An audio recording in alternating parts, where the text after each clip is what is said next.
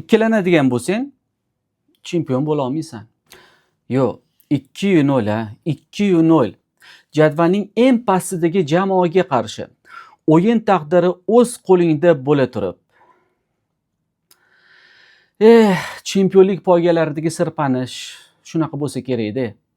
Yutqazib emas, shu ikkilanib, dadil bo'lmasdan. Arsenal 2-0 hisobida oldinda borayotgan edi. Liga peshqadami, qarshisida outsider. Saka o'yin boshidayoq hisobni ochadi. Inkapie oradagi farqni 2 ga oshiradi. Hammasi chiroyli ketayotgan edi. Ishlar joyida, o'yin taqdiri o'z qo'lingda. Lekin Arsenal Wolverhamptonning harakatlarini kuchaytirib yuboradigan tezlikni o'yindan uzib tashlay olmadi.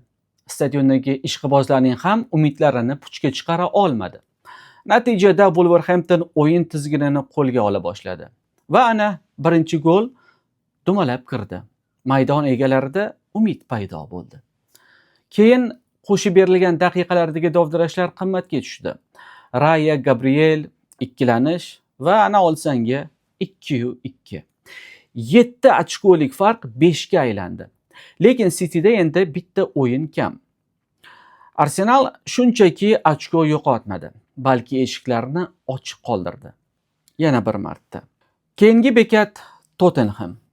Chempionlik poygasidagi eshiklarni agarda sen yopmasang, eshik seni yopib qo'yadi.